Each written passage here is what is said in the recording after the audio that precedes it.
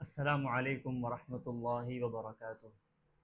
الحمد للہ رب العالمین والصلاة والسلام علی رسولہ الکریم خاتم النبیین وعلی آلہ واصحابہ اجمعین ومن تبعہم بإحسان الی یوم الدین، اما بعد فاعوذ باللہ من الشیطان الرجیم، بسم اللہ الرحمن الرحیم۔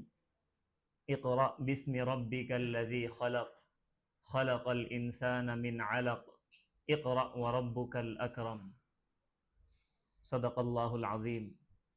اللہم صل علی سیدنا محمد وعلی آل سیدنا محمد وبارک وسلم۔ قابل احترام بزرگوں، دوستوں اور عزیز طلباء اور طالبات، اسلام میں تعلیم کی بہت زیادہ اہمیت ہے۔ قرآن کریم کی سب سے پہلی جو آیتیں اتری ہے وہ علم سے متعلق ہی ہے۔ دنیا میں جتنی برائیاں ہو رہی ہے اور جتنے بھی فسادات ہو رہے ہیں، ہر طرح کی برائی کا خاتمہ ہوگا علم کے ذریعے سے ہی۔ علم ایک روشنی اور نور ہے۔ جیسے کوئی ایک اندھیرا کمرہ ہو، ویران کمرہ ہو، تو اس میں بہت سارے کیڑے پیدا ہو جائیں گے، سانپ بچھو آ جائیں گے، اور چور بھی اس گھر میں حملہ کریں گے۔ اگر ہم اس گھر سے تمام کیڑے جانوروں کو اگر بھگانا چاہیں تو اس کا آسان طریقہ یہ ہے کہ اس گھر میں روشنی کا اضافہ کر دیا جائے۔ جیسے ہی اس گھر میں چراغ اور لائٹ لگا دی جائے گی تو وہ گھر کے تمام کیڑے مکوڑے اور ہر طرح کے چور ڈاکو وغیرہ سب وہاں سے بھاگ جائیں گے۔ ٹھیک یہی مثال علم کی ہے کہ معاشرے میں جو چوریاں ہیں، معاشرے میں جو خرابیاں ہیں، جو بگاڑ ہے اخلاقی اعتبار سے، ہر طرح کا جو بگاڑ ہے وہ دور ہوگا علم کی روشنی کے ذریعے سے۔ اگر علم کی روشنی آ جائے گی تو تمام اندھیرا چھٹ جائے گا۔ اللہ کے نبی صلی اللہ علیہ وسلم نے مکہ مکرمہ کی زندگی میں دار ارقم، جہاں پر انسانوں کے لیے جینا مشکل تھا، مسلمانوں کے لیے، جہاں پر ہر طرح کی مصیبتیں جھیل رہے تھے، لیکن ویسے حالات میں بھی اللہ کے نبی صلی اللہ علیہ وسلم نے تعلیم کا اہتمام فرمایا۔ مدینہ منورہ پہنچنے کے بعد بھی سب سے پہلے مسجد نبوی کی تعمیر کے ساتھ صفہ بھی چبوترا رکھا گیا، جہاں پر صحابہ کرام کی تعلیم ہوتی تھی۔ آدمی اگر علم اچھا حاصل کرتا ہے اور اپنے علم کو دوسروں کے اندر منتقل کرتا ہے تو پھر جو لوگ بھی اس کے علم پر عمل کریں گے، اس کے مرنے کے بعد ان کا اجر اور اس کا ثواب بھی اس کو ملتا رہتا ہے۔ تو پھر علم ایک ایسی دولت ہے کہ جس کا نفع صرف دنیا تک محدود نہیں ہے، مرنے کے بعد بھی یہ بڑا بہترین صدقہ جاریہ ہے۔ اسی لیے علم کی طرف آج امت مسلمہ کو بہت زیادہ ضرورت ہے کہ وہ اس پر توجہ دے، ورنہ آج ہم دیکھتے ہیں کہ بالکل غیر مسلم کی چھوٹی سی چھوٹی ذات والے لوگ بھی علم میں آج اتنا آگے بڑھ گئے ہیں کہ مسلمانوں کا ان سے بھی فیصد گھٹا ہوا ہے، اس سے بھی کم ہے۔ اسی لیے علم کی طرف توجہ دینے کی ضرورت ہے۔ علم کسے کہتے ہیں؟ حقیقی علم کیا ہے؟ حقیقی علم وہ ہے جو آدمی کو انسانیت کی خدمت سکھائے۔ حقیقی علم وہ ہے جس سے انسان اللہ کی معرفت حاصل کرے، اللہ کی جس کو پہچان حاصل ہو جائے۔ علم ہرگز بھی وہ نہیں ہے کہ جس کے آ جانے کے بعد بڑوں کی عظمت دل سے ختم ہو جائے، بڑوں کے سامنے آواز بلند ہونے لگ جائے، ماں باپ کے سامنے آواز بلند ہو رہی ہو، ماں باپ کو حقارت کی نگاہ سے اور ذلت کی نگاہ سے دیکھا جا رہا ہو۔ علم وہ نہیں ہے کہ جس کی ڈگری آ جانے کے بعد پھر شوہر کے سامنے کوئی عاجزی نہیں، آواز کی بلندی، نکاح کے بعد طلاق کے واقعات کی کثرت ہو جائے، خلا کے واقعات کی کثرت ہو جائے۔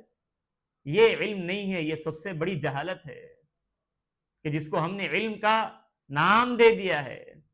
علم وہ نہیں ہے کہ جس کے آ جانے کے بعد رشوت کا دروازہ کھل جا رہا ہے، فراڈ، بہت علم حاصل کر لیا، بہت چالاکی حاصل کر لی، اب لوگوں کے اکاؤنٹ سے ہیک کر کے پیسوں کو لوٹا جا رہا ہے، مختلف نئے نئے چوری کے انداز سیکھے جا رہے ہیں۔ یہ علم کہلانے کے لائق نہیں ہے، یہ سب سے بڑی جہالت ہے جس سے ہمیں نکلنے کی ضرورت ہے۔ صرف نوٹ چھاپنے کی مشین بن جانا یہ کوئی علم نہیں ہے۔ آدمی کے اندر امانت اور ذمہ داری آ جائے، آدمی کے اندر قوم کی خدمت کا جذبہ پیدا ہو، اللہ کی معرفت حاصل ہو، تو یہ ہے علم جو حقیقی طور پر علم کہلانے کے لائق ہے۔ اس کے علاوہ کوئی علم نہیں ہے۔ اور ایک اہم بات، تیسری بات یہ ہے کہ ہم علم حاصل کر رہے ہیں، اس کا مقصد کیا ہے؟ یہ بات ہم ذہن سے نکال دیں کہ روزی کا تعلق علم سے ہرگز بھی نہیں ہے کہ ڈگریاں آ جائیں گی تو پھر روزی کے دروازے کھل جائیں گے، ہرگز بھی ایسا نہیں ہے۔ روزی کا تعلق اللہ تعالیٰ نے مقدر سے جوڑ دیا ہے، نحن قسمنا بینہم معیشتہم، اللہ نے روزی کی تقسیم کر دی ہے۔ آپ دیکھیں گے کتنے بڑے بڑے ڈگریاں رکھنے والے وہ کام کر رہے ہیں انگوٹھا چھاپ کے نیچے۔ آپ دیکھیں گے، آج خود اپنی کلاس کا جائزہ لے لیے، آپ کے کلاس کا جو سب سے بڑا فرسٹ رینکر تھا اس کی تنخواہ کتنی ہے، اور جو بالکل کم درجے کا تھا، ادنا درجے کا تھا، وہ کتنے کما رہا ہے آج کے دن میں؟ کیا ایسا ہے کہ جو جس کے رینکس زیادہ تھے وہ آج سب سے زیادہ کمانے والا بن گیا؟ تو علم کو روزی کے ساتھ جوڑنا یہ ہرگز بھی درست نہیں ہے۔ اللہ نے روزی کو تقسیم کر دیا ہے، ہر ایک کی مقدر کی روزی ہے۔ اسی لیے اس کے ذریعے سے ہمیں یہ سمجھنا چاہیے کہ آج مسئلہ یہی ہوا کہ ہم علم حاصل کرتے ہیں روزی کمانے کے لیے، اور اس کا بہت بڑا نقصان امت کو یہ ہوا کہ ایسا سبجیکٹ اور ایسی فیلڈ کا ہم انتخاب کرتے ہیں جس کے بارے میں ہم یہ سمجھتے ہیں کہ یہاں سے تنخواہ زیادہ ملے گی۔ قوم کی ضرورت کیا ہے اس کا لحاظ نہیں کیا جاتا۔ بنیں گے سب کے سب ڈاکٹر بنیں گے، سب کے سب انجینئر بنیں گے، پورے حیدرآباد میں جہاں بھی جائیے ہر آدمی ملے گا، یا تو انجینئر ملیں گے یا ڈاکٹر ملیں گے، اس کے علاوہ کوئی نہیں ملیں گا۔ حکومت کے کتنے شعبے ہیں، آج ہم دیکھ رہے ہیں کہ امت مسلمہ کس قدر نقصان اٹھا رہی ہے۔ حکومت کے اعتبار سے کتنے ایسے شعبے ہیں، فیلڈ ہے جہاں پر کوئی ہمارا چہرہ نہیں ہے، اس کی وجہ سے آج ہمیں کتنا نقصان اٹھانا پڑ رہا ہے۔ وکیلوں کے اعتبار سے، آئی پی ایس کے اعتبار سے، آئی ایس کے اعتبار سے، ججز کے اعتبار سے، سوشل میڈیا کے اعتبار سے، ان میدانوں میں آج ہمارا مسلمان نہیں ہے۔ یہ کتنی بڑی حماقت ہے کہ سارے کے سارے لوگ ٹماٹر کی دکان کھول کے بیٹھ گئے، سب کے سب جو چکن کی دکان پوری گلی میں کھول کے بیٹھ گئے، تو امت کی جو ضرورت پوری ہونی چاہیے وہ پوری نہیں ہوگی۔ تو اس طرف ہمیں توجہ دینے کی ضرورت ہے۔ قوم کی ضرورت کیا ہے، وہ ہمیں فیلڈ اختیار کرنا ہے، وہ ہمیں فن اختیار کرنا ہے۔ یہ نہیں کہ جہاں پر ہمیں تنخواہ زیادہ مل جائے، یا پھر نہیں ملیں گی تو ریال کمانے کے لیے سعودی چلے جائیں گے، ان چیزوں میں ہم پڑ گئے ہیں۔ اس لیے قوم کی ضرورت کیا ہے اس کے لحاظ سے ہمیں فیلڈ کو اختیار کرنا ہے۔ یہ سب سے بڑی اہم ضرورت ہے اس زمانے کی۔ قوم کی ترجیحات، ایک بات یہ آتی ہے کہ کس عمر سے ہم بچوں کو اسکول میں ڈالیں۔ اصل تو یہ ہے کہ اللہ کے نبی صلی اللہ علیہ وسلم نے ارشاد فرمایا کہ بچہ جب 7 سال کی عمر کو پہنچ جائے تو اس کو نماز کا حکم دو۔ کوئی کسی بات کا حکم دیا جا رہا ہے تو وہ 7 سال کی عمر کا ہونے کے بعد، اس سے پہلے اس کو نماز پڑھنے کا بھی حکم نہیں دیا جا رہا۔ ٹھیک ہے، جیسے آج ہمارے گھروں میں بچوں کو وقت دینا چاہیے، والدہ کو، والد کو، باپ کو جیسے وقت دینا چاہیے بچے کو، وہ نہیں دے پا رہا ہے۔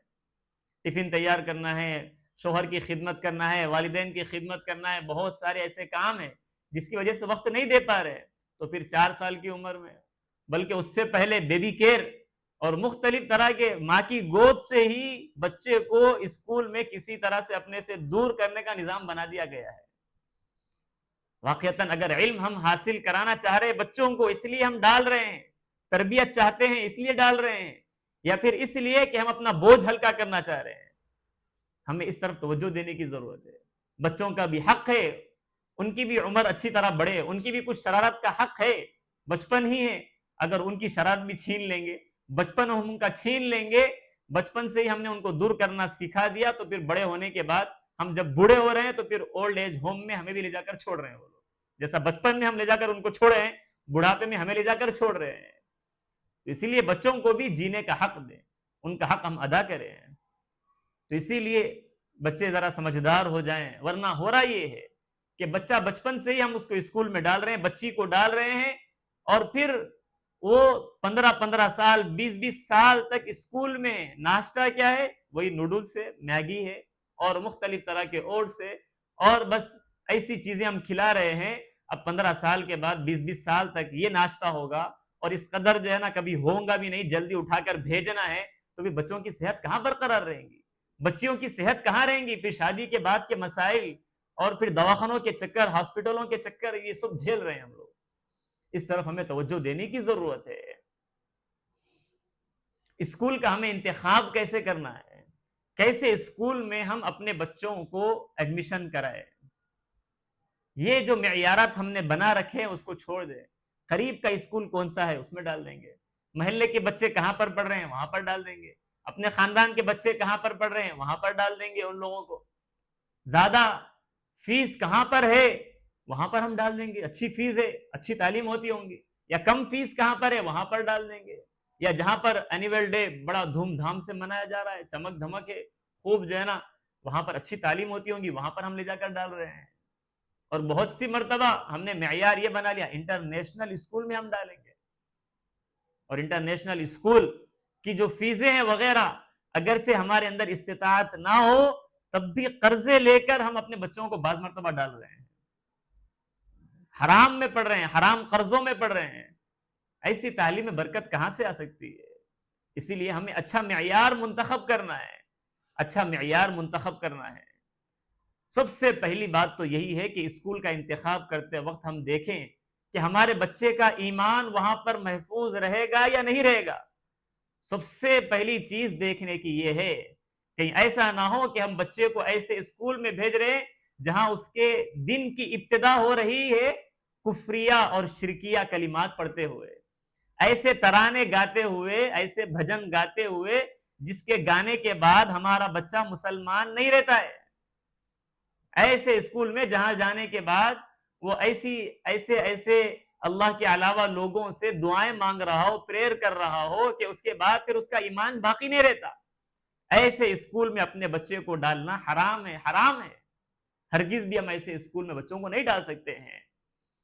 ماحول کا اثر پڑتا ہے، ماحول کا اثر پڑتا ہے، بلکہ حضرت تھانوی رحمت اللہ علیہ فرماتے ہیں کہ ماحول کا تو بہت دور کی بات ہے، کرسی کا بھی اثر پڑتا ہے، کرسی کا بھی اثر پڑتا ہے۔ ایک نارمل کرسی پہ بچے کو بٹھا دو تو وہ بیٹھے رہے گا، لیکن وہی اس کو اٹھا کر ذرا کلکٹر کی کرسی پہ بٹھا دو، جیسے ہی بیٹھے گا تو پھر اس کا انداز بدل جائے گا، کرسی کا اثر ہونا شروع ہو گیا۔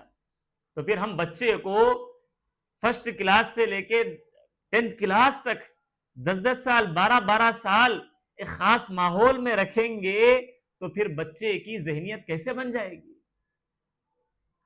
حضرت پیر ذوالفقار صاحب نقشبندی رحمت اللہ علیہ فرماتے تھے کہ اگر پڑھانے والا ایتھسٹ ہے، ملحد ہے، وہ قرآن پڑھائے گا بچے کو سیلیبس میں، تب بھی وہ بچے کو ملحد اور ایتھسٹ بنا دے گا، اور اگر پڑھانے والا استاد دیندار ہے، مسلمان ہے، لیکن سیلیبس میں پڑھا رہا ہے بائبل، لیکن بائبل پڑھا کر بھی اس کو پکا مسلمان بنا دے گا۔ استاد کا اتنا بڑا اثر ہوتا ہے، اسی لیے ہمیں سوچنے کی ضرورت ہے کہ ہم اپنے بچوں کو کس کے حوالے کر رہے ہیں۔ تعلیم تھوڑی سی کم ہو جائے اس کو گوارا کر لیا جائے گا، لیکن ایمان ختم ہو رہا ہو اس کو ہرگز بھی گوارا نہیں کیا جائے گا۔ ہمارے حضرت شاہ جمال الرحمن صاحب دامت برکاتہم فرماتے ہیں کہ ایک طرف سادہ کھانا رکھا ہوا ہے اور دوسری طرف بہترین بریانی رکھی ہوئی ہے، لیکن بریانی میں تھوڑا سا زہر ملا ہوا ہے۔ ہم کیا کھانا پسند کریں گے؟ کیا بریانی کھانا پسند کریں گے؟ نہیں، سادہ کھانا کھائیں گے پیٹ بھر، بریانی نہیں کھائیں گے، کیوں؟ تھوڑا سا زہر ملا ہوا ہے تو۔ اسی طرح ہم دیکھیں کہ اگر ہماری کہیں پر تھوڑی تعلیم معیار کم ہوتا ہو اس کو برداشت کر لیں گے، لیکن زیادہ معیار کی چکر میں ہم ایمان سے ہاتھ نہیں دھوئیں گے۔ یہ فکر ہمارے اندر پیدا کرنے کی ضرورت ہے۔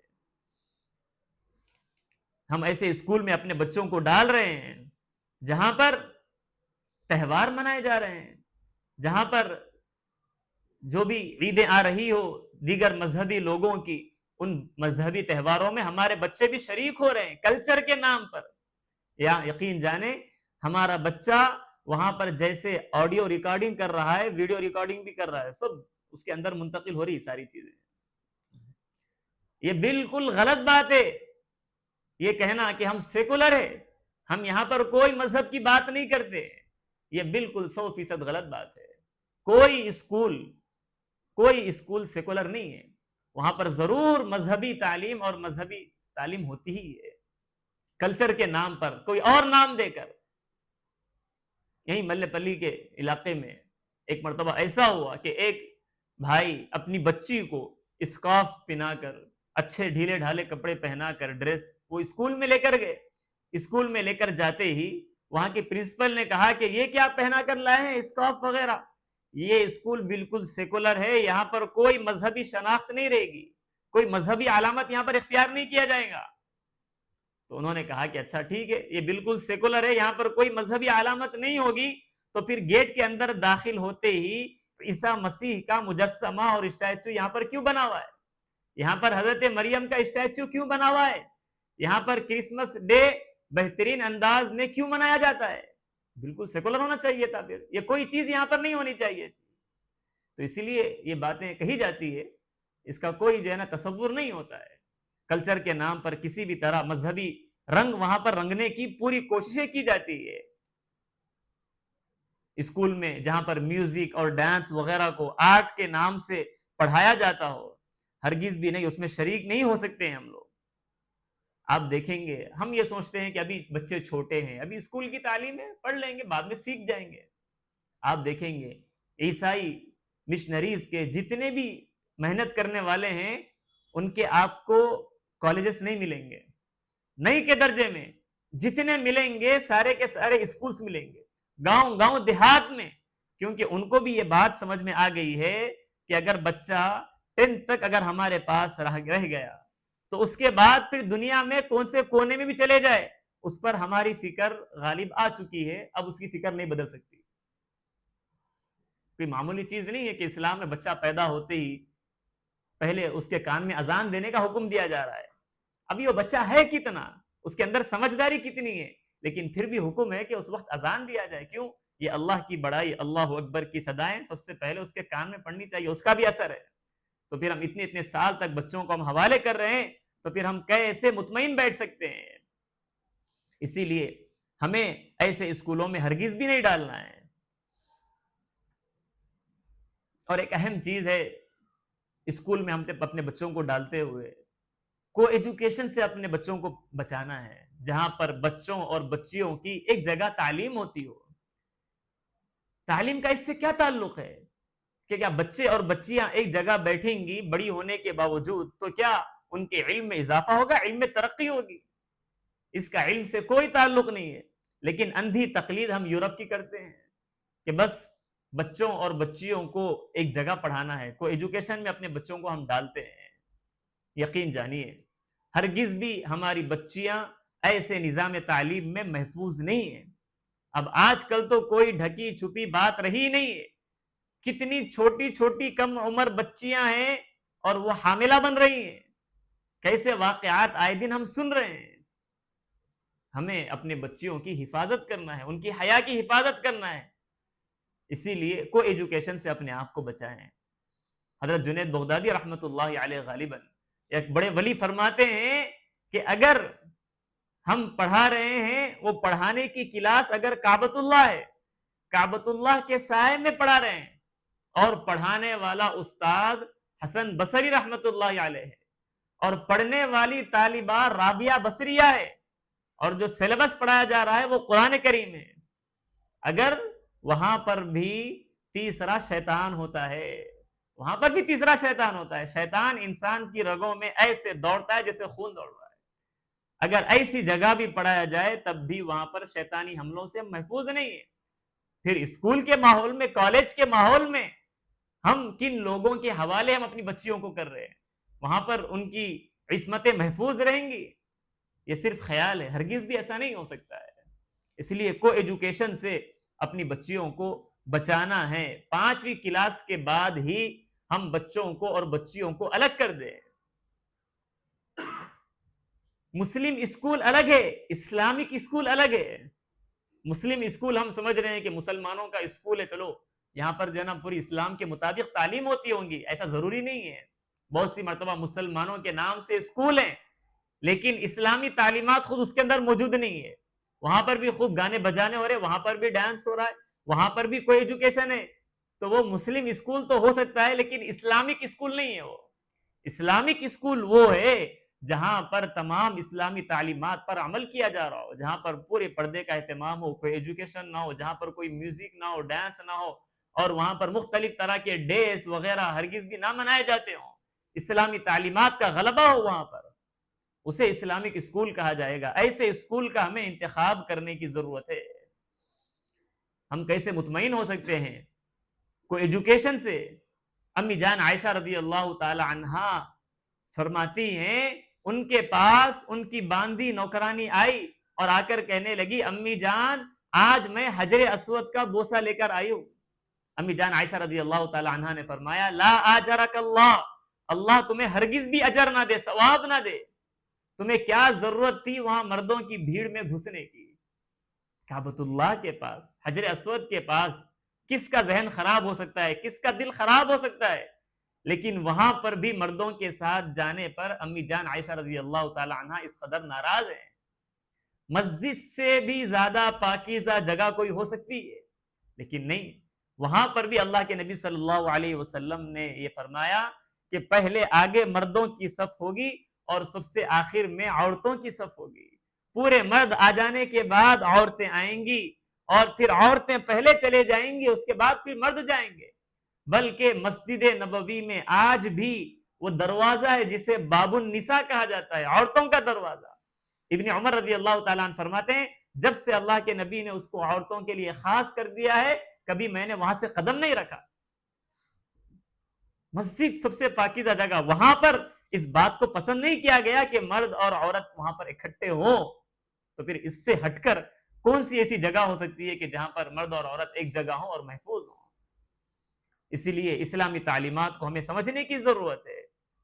ہماری بیٹیاں کوئی امی جان عائشہ رضی اللہ تعالی عنہ اور صحابیات سے زیادہ پاکیزہ تو نہیں ہے، ہمارے دل ان سے زیادہ پاکیزہ تو نہیں ہے، لیکن ان کے بارے میں اور خود نبی کی بیٹیوں سے بھی یہ کہا جا رہا وَإِذَا سَأَلْتُمُوهُنَّ مَتَاعًا فَاسْأَلُوهُنَّ مِنْ وَرَاءِ حِجَابٍ، اگر ان سے کوئی سامان مانگنا ہے تو بھی پردے کے پیچھے سے سامان مانگو۔ ہم یہ سمجھتے ہیں کہ نہیں ہماری بچی ایسی نہیں ہے، ہمارا بچہ ایسا نہیں ہے، یہ ہم دھوکے میں ہیں، یہ ہم دھوکے میں ہیں۔ اس دھوکے سے ہمیں اپنے آپ کو باہر نکالنے کی ضرورت ہے، ورنہ بعد میں خون کے آنسو روئیں گے لیکن اس وقت کوئی فائدہ حاصل نہیں ہوگا۔ اسی طرح ایک اہم نقطہ یہ ہے کہ لڑکے اور لڑکیوں کی تعلیم ہمارے یہاں ایک ہی طرح کی دی جاتی ہے، حالانکہ لڑکے الگ مقصد سے اللہ تعالیٰ نے ان کو پیدا فرمایا ہے اور لڑکیوں کے پیدا کرنے کا مقصد الگ ہے۔ اب دونوں کو ہم ایک ہی سیلیبس پڑھا رہے ہیں تو پھر یہ تو ہماری حماقت ہو جائے گی۔ کون کس کام کے لیے اللہ نے اس کو بنایا ہے اس کو ویسی تعلیم دینی چاہیے۔ نتیجتاً ہم نے لڑکیوں کو بھی لڑکوں کی پوری تعلیم دی تو وہ لڑکی لڑکا تو بن نہیں سکتی، نہ وہ لڑکا رہ رہی ہے نہ لڑکی رہ رہی ہے، جس کی وجہ سے ہم معاشرے میں بہت ہی تکلیف ہم جھیل رہے ہیں۔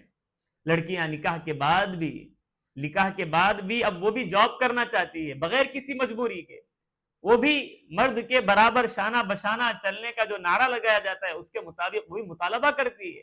اس کا مطالبہ پورا نہ کرنے پر گھر ٹوٹ رہے ہیں۔ بچوں کی جو ذمہ داری پوری کرنی چاہیے، بچوں کی تربیت اور نئی نسل کی بہترین تربیت اور ان کا مستقبل کو سنوارنا اور گھر کی ملکہ، یہ سارے کے سارے جو اس کی ذمہ داریاں تھی وہ سب وہ بھلا بیٹھی ہے، جس کی وجہ سے وہ خود ظلم جھیل رہی ہے۔ گھر کے باہر کے کام بھی، جابس وغیرہ بھی اس کو کرنا ہے اور پھر گھر آنے کے بعد گھر کے کام بھی اس کو کرنا ہے، تو یہ مصیبتیں جھیل رہی ہیں ہمارے تعلیمی نظام کے ایک ہونے کی وجہ سے۔ سسرال کو نبھانا اور کچن سنبھالنا، بڑوں کا مقام، یہ ساری چیزیں ختم ہو چکی ہے۔ ہم یہ سمجھتے ہیں کہ بچی زیادہ پڑھے گی، اچھی ڈگریاں اس کے پاس رہے گی تو اچھے رشتے آئیں گے، اس لیے خوب پڑھانا ہے، بہت پڑھانا ہے۔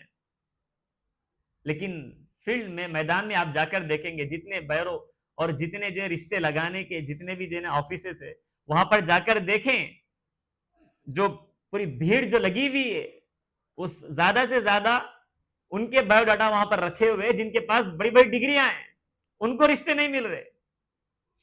مسئلہ یہی ہے کہ اصل اخلاق اور سیرت کا مسئلہ ہے۔ جتنے بہترین اخلاق، جتنا اچھا گھرانہ اور جتنی اچھی سیرت ہے، اس کے مطابق رشتے جلدی مل رہے ہیں۔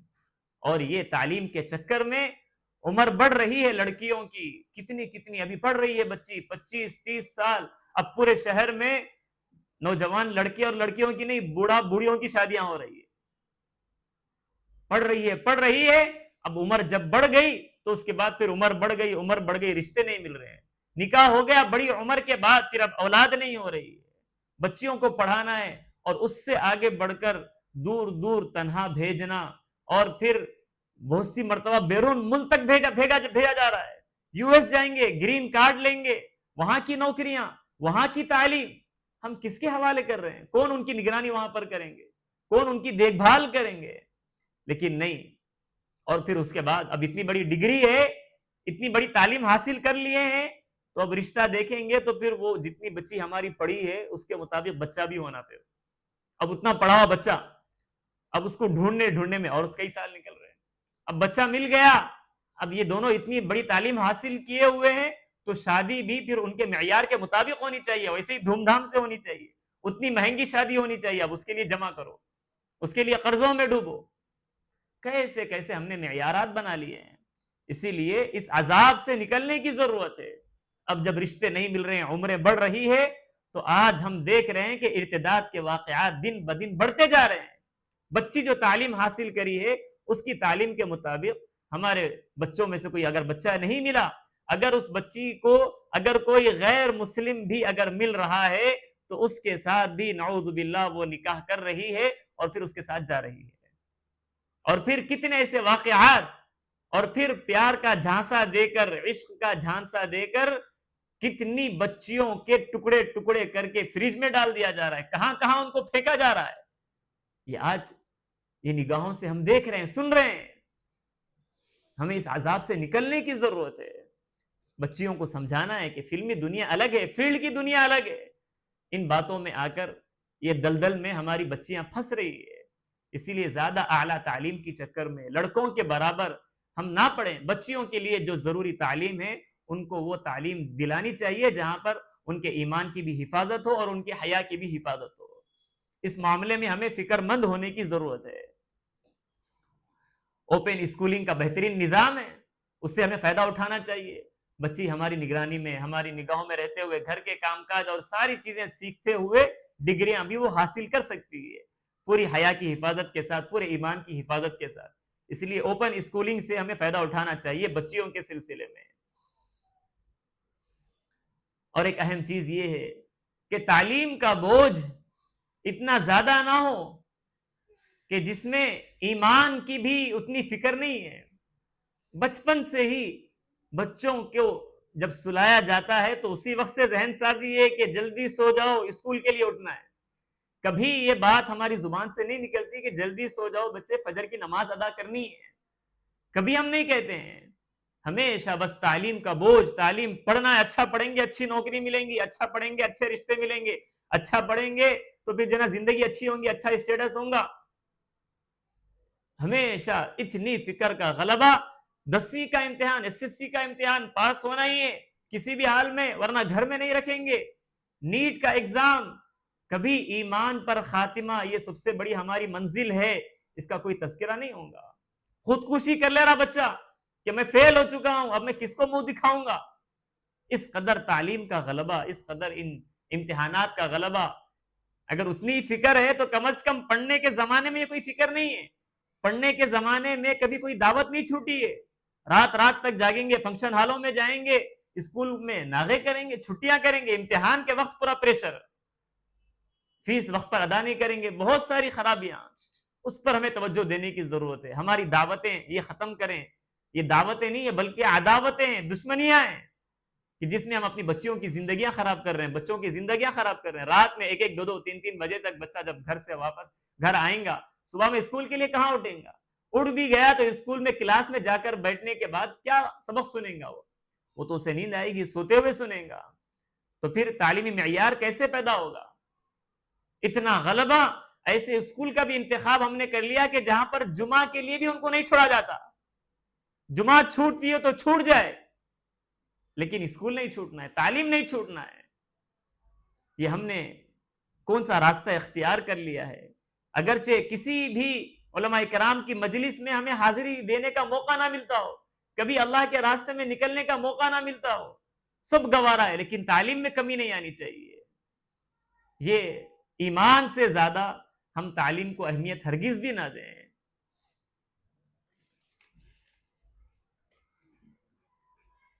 ہم نے اسکول کو ہی، مدرسے کو ہی سب کچھ سمجھ لیا. بچے کا اسکول میں ہم نے ایڈمیشن کرا دیا اور یہ سمجھ لیے کہ بس اب بچہ ہمارا تیار ہو جائے گا. یہ کوئی فیکٹری نہیں ہے کہ جہاں پر بچے کو ہم ڈال دیے تو بس بچہ بن کر آ جائے گا. کوئی سانچہ نہیں ہے وہاں پر کہ وہاں پر جیسے بچے کو ڈال دیے تو وہ نکل کر آ جائے گا بن کر. بلکہ والدین کی بھی بڑی ذمہ داری ہے کہ وہ اپنے بچوں کی تربیت میں حصہ لے، بچوں کی تربیت میں حصہ لے، وقت دے، بچوں کو لے کر بیٹھے، ان کا ہوم ورک دیکھیں، چیک کریں، وقت پر فیس بھی ادا کریں. یہ بڑے افسوس کی بات ہے، بہت سے ایسے لوگ بھی ہیں، ہر سال نیا اسکول، ہر سال نیا اسکول، اس اسکول میں تھے، اب یہاں پہ پوری فیس پینڈنگ پہ ہے، اب یہاں پر فیس نہیں بنیں گے، دوسرے اسکول میں چلے جائیں گے. ایسے دھوکہ دہی کے ساتھ بچوں کی کیا ترقی ہو سکتی ہے؟ ہم چاہتے ہیں کہ بچوں کے اندر خوبی آئے، چائے میں مٹھاس آئے، لیکن شکر نہیں ڈالیں گے. شکر ڈالے بغیر چائے میں مٹھاس آ جائے، ایسے کیسے ہو سکتا ہے؟ آپ کو خرچ بھی کرنا پڑے گا. اور بہت بڑی یہ ہماری قوم کی جو ہے نا یہ بیماری ہے کہ جائیں گے دوسرے اسکولوں میں، وہاں پر موٹی موٹی فیس ادا کریں گے، لیکن اگر کوئی آدمی اسلامک اعتبار سے اسکول چلانا چاہتا ہے، وہاں پر جب فیس دینے کی بات آ جاتی ہے تو وہاں پر فیس دینے سے پیچھے ہٹ جاتے ہیں، پینڈنگ پہ رکھیں گے، کمی کرانے کی پوری کوشش کریں گے. یہ کیسے ہوگا؟ ہماری قوم کیسے ترقی کریں گی؟ ہمارے اسکول کیسے قائم ہوں گے؟ اگر کوئی ہمت کر کے ایسے اسکول چلانا بھی چاہے تو ان کی ہمت افزائی نہیں کی جاتی ہے، اس میں کیڑے نکالے جائیں گے، اس میں کمیاں نکالی جائیں گی. ہمت افزائی کرنی چاہیے. اگر ہمارے لوگ اس طرح اگر اسکول میں، کالجز میں حصہ لے رہے ہیں اسلامی اعتبار سے تو ان کی ہمت افزائی کریں، اپنے بچوں کو ڈالیں، زیادہ خرچ کریں وہاں پر تاکہ قوم کا بھلا ہو جائے. سونے جاگنے کا ہمارا نظام صحیح ہونا چاہیے، فون کا نظام بھی صحیح ہونا چاہیے. رات میں صحیح وقت پر سوئیں گے، وقت پر اٹھیں گے تو پھر اسکول کی تعلیم صحیح ہوں گی.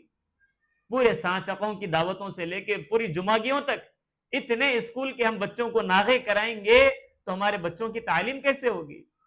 حضرت مولانا خالد سیف اللہ صاحب دامت برکاتہم فرماتے ہیں کہ بہت سے ایسے علاقوں میں، بنگلور وغیرہ اور بھی بہت سے علاقوں میں ایسا ہو گیا کہ صبح کے وقت میں نکاح ہو جائے گا اور شام کے وقت میں ولیمہ ہو جائے گا. پورے تمام فقہا کے نزدیک، تمام مسلکوں میں اس کی پوری اجازت ہے. ایک ہی دن میں نکاح ہو سکتا ہے اور ایک ہی دن میں ولیمہ بھی ہو سکتا ہے. لوگوں نے ایسا نظام بنا لیا ہے تاکہ ایک دن میں ہی سارے کام ہو جائے اور اس کے بعد دوسرے دن سے سارے لوگ اپنے کام کاج میں لگ جائیں گے، اپنی تعلیم میں، اپنی نوکریوں میں. ورنہ شادی کے نام پر 10-15 دن پہلے سے لے کے 15-20 دن بعد کئی مہینوں تک رسم و رواجوں میں ہم اپنے بچوں کی کتنی تعلیم ہم خراب کر رہے ہیں. اس پر اپنی قوم کو توجہ دینے کی ضرورت ہے. بیرون ملک ہم بھیج رہے ہیں بچوں کو اپنی تعلیم حاصل کرنے کے لیے، بچوں کی تربیت کی بھی وہی ضرورت ہے. ایسا نہیں ہے کہ اگر یو ایس کا ویزا مل گیا، گرین کارڈ مل گیا تو گویا کہ جنت مل گئی. اب وہاں جانے کے بعد بچہ چاہے شراب تقسیم کرتے ہوئے پڑھ رہا ہو، چاہے وہ خنزیر کا گوشت جو ہے نا بیچتے ہوئے پڑھ رہا ہو، چاہے وہاں پر اس کی حیا محفوظ نہیں ہے، ایمان محفوظ نہیں ہے، چاہے کچھ بھی ہوتا ہو، لیکن اس کی تعلیم آگے بڑھانا ہے.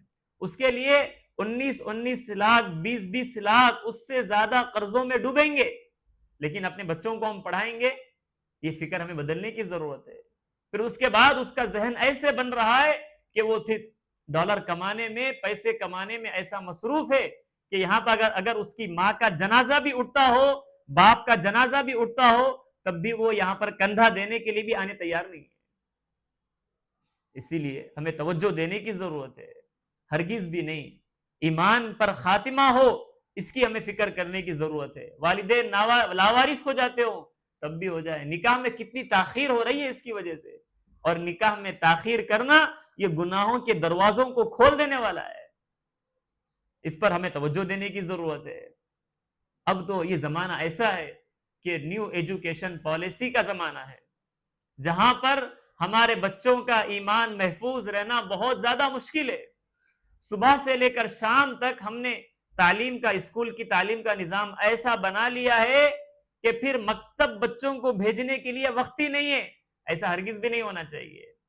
صبح سے لے کر اب بہت سی مرتبہ اسکول کا انتخاب کا بھی یہ معیار ہو گیا ہے کہ آپ کا اسکول کب سے کب تک ہے.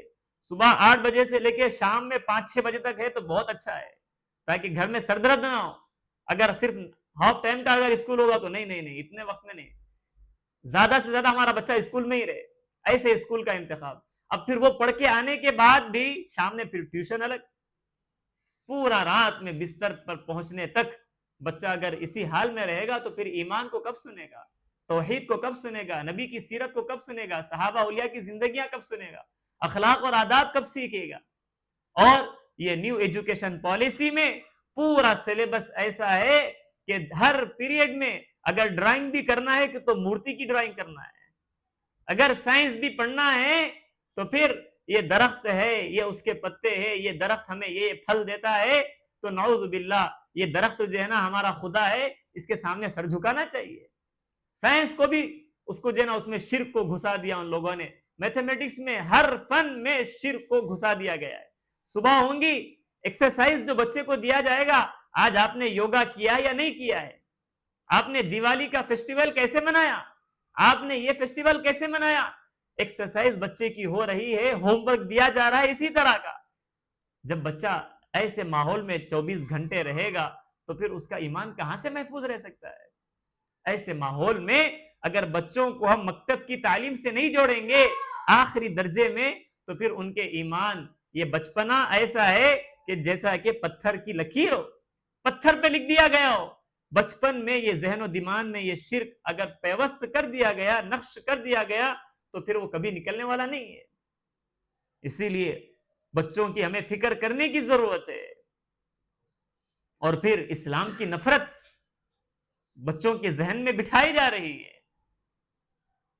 ساؤنڈ پولیوشن کے بارے میں وہاں پر تصویریں بنی ہوئی ہے، اذان کی تصویر، کہ یہ اذان کی وجہ سے ساؤنڈ پولیوشن ہے، اور اس کی وجہ سے یہ ہے، اس کی وجہ سے یہ ہے.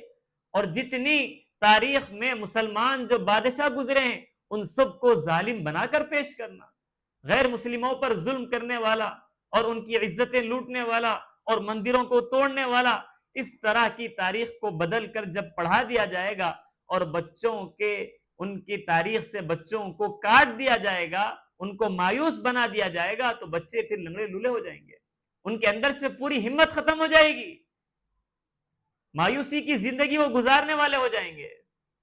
اسی لیے ہمیں ایسے اسکولوں کی ضرورت ہے، ایسے پڑھانے والے اساتذہ کی ضرورت ہے جو بچوں کو صحیح تاریخ سے واقف کرائے، جو بچوں کو تعلیم کے ساتھ ان کی تربیت کرے، ان کے ایمان کو پختہ کرے، ان کی سیرت اور اخلاق کو سنوارے. ایسے ہمیں اسکولوں کا انتخاب کرنے کی ضرورت ہے. اسی طرح بہت سے ہمارے اسکول ہیں جو اسلامک نام سے اسکول چلا رہے ہیں، ان میں اس بات کی توجہ دینے کی ضرورت ہے کہ اسکول کا جو موضوع ہے، اسکول کا جو اصل عنوان ہے وہ یہ ہے کہ اسکول کے جو سبجیکٹس ہیں اس میں بچے کو ماہر بنایا جائے. اسکول کا کام یہ نہیں ہے کہ وہ بچے کو حافظ قرآن بنائے، حافظ قرآن بنانے کا کام تو مدرسوں میں ہو رہا ہے. اب اگر ایسا نہ ہو کہ حافظ قرآن کے نام پر اسکول میں بچے کو حفظ کرایا جا رہا ہو، لیکن اصل جو اسکول کا مقصد ہے، جو دیگر فنون پڑھانے کا، اس میں اگر کمی آ جاتی ہے تو پھر مقصد پورا ہونے والا نہیں ہے.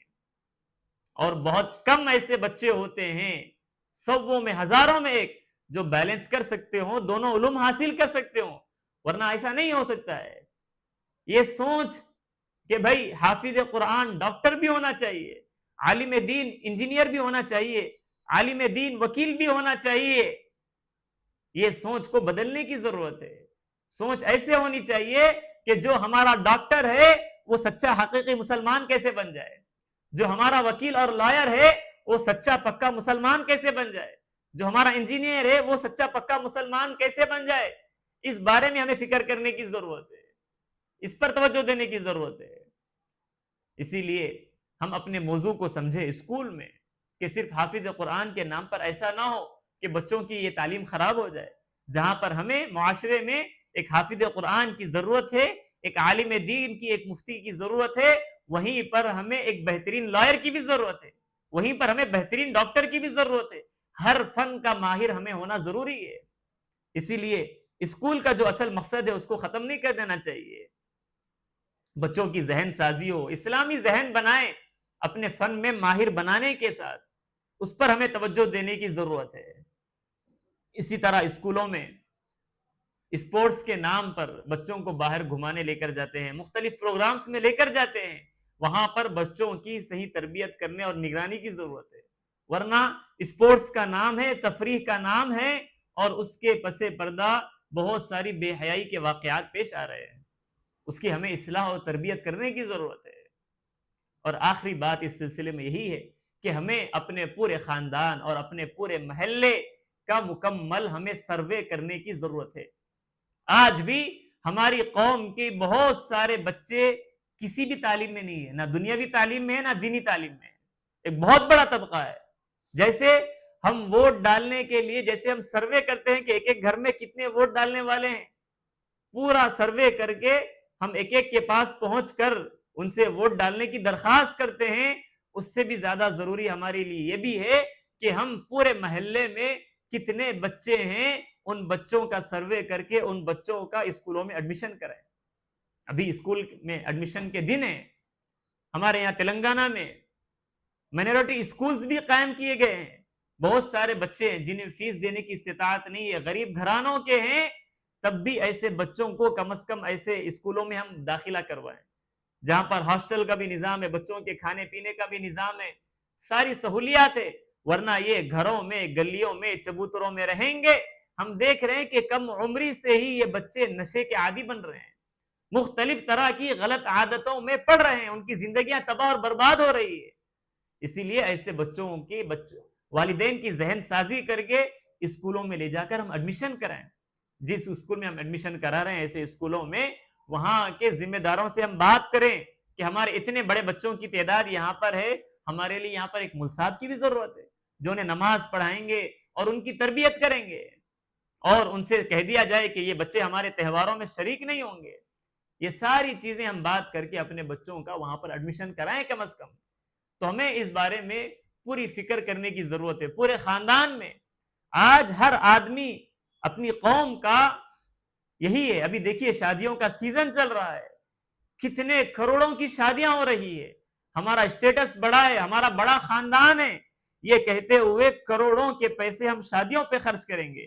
لیکن ہمارا بڑا خاندان ہے, ہمارا اسٹیٹس بڑا ہے, ہمارے خاندان میں کتنے ایسے نوجوان ہیں جو اعلیٰ تعلیم حاصل کرنا چاہتے ہیں لیکن ان کے پاس پیسے نہیں ہونے کی وجہ سے وہ اعلیٰ تعلیم حاصل نہیں کر پا رہے. وہاں پر دکھائیے اپنا بڑا پن, وہاں پر خرچ کیجئے. کتنے ہمارے بچے ہیں جو تعلیم کو چھوڑ دیے ہیں, گھروں میں بیٹھے ہوئے ہیں, ہوٹلوں میں کام کرنے کے لیے جا رہے ہیں.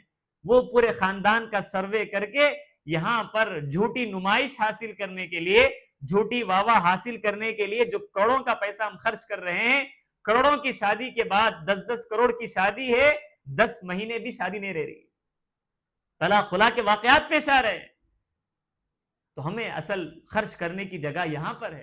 تعلیم پر ہم اپنے بچوں کے خرچ کریں تو پھر ہماری قوم کا مستقبل بہتر سے بہتر بنے گا, پورے ملک کے حالات درست ہو سکتے ہیں. تو اسی لیے یہ چند باتیں تھی جو آپ حضرات کے سامنے رکھی گئی ہے.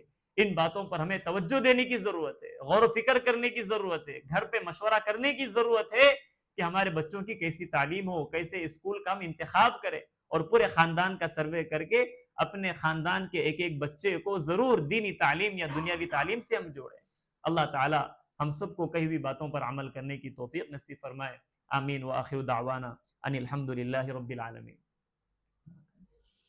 الحمد للہ رب العالمین والصلاة والسلام علی رسولہ الکریم الف لام میم اللہ لا الہ الا هو الحی القیوم وإلہکم الہ واحد لا الہ الا هو الرحمن الرحیم یا رب صل وسلم دائما ابدا علی حبیبک خیر الخلق کلہم جزا اللہ عنا محمدا ما هو اہلہ صلی اللہ علیہ وسلم۔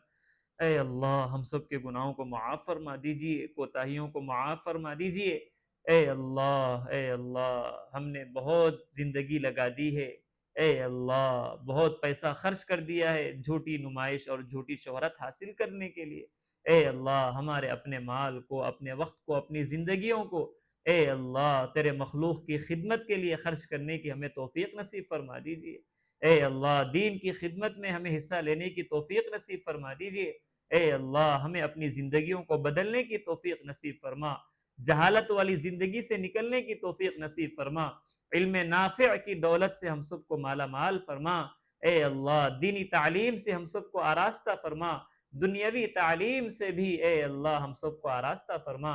اے اللہ ہمارے بچوں کو، ہمارے گھر والوں کو ہماری آنکھوں کی ٹھنڈک بنا دیجئے، ان کے مستقبل کو روشن فرما دیجئے۔ اے اللہ دنیا بھی بنا دیجئے، آخرت بھی بنا دیجئے۔ ہمارے نوجوان بچوں کو، بچیوں کو اے اللہ بے داغ جوانی عطا فرما دیجئے، حیا والی زندگی عطا فرما دیجئے۔